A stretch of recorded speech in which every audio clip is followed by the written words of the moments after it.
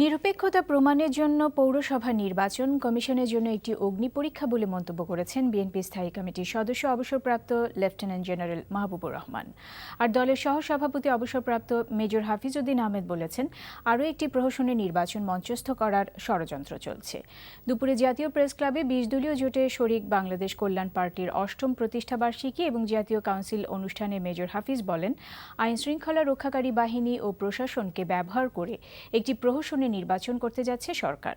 গণতন্ত্র না থাকলে দেশে জঙ্গিবাদের উত্থান হবে বলেও সরকারকে সতর্ক করে দেন বিএনপির এই সহসভাপতি।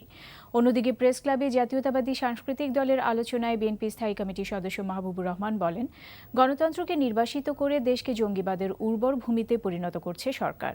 পৌর নির্বাচনকে গণতন্ত্র ফিরিয়ে আনার একটি সুযোগ বলেও মনে করেন এই বিএনপি নেতা। আজকে যে নির্বাচন কমিশন যে নির্বাচন চালনা করবে সে তো তার নিরপেক্ষতা নিয়ে অনেক বড় বড় প্রশ্ন। তাকে বলা হচ্ছে যে এটা সরকারের একটা ক্যাডার বাহিনী বা তাদের একটা অঙ্গ সংগঠন। তো এই নির্বাচন কিভাবে অবাধ হবে, সুষ্ঠু হবে, নিরপেক্ষ হবে, এটা কিন্তু এই নির্বাচন কমিশনকে তার একটা অগ্নি পরীক্ষা। ঢাকা সিটি কর্পোরেশন নির্বাচনটি যেভাবে হয়েছে, এই পৌরসভা আগামী নির্বাচনও সেভাবেই তারা হবে।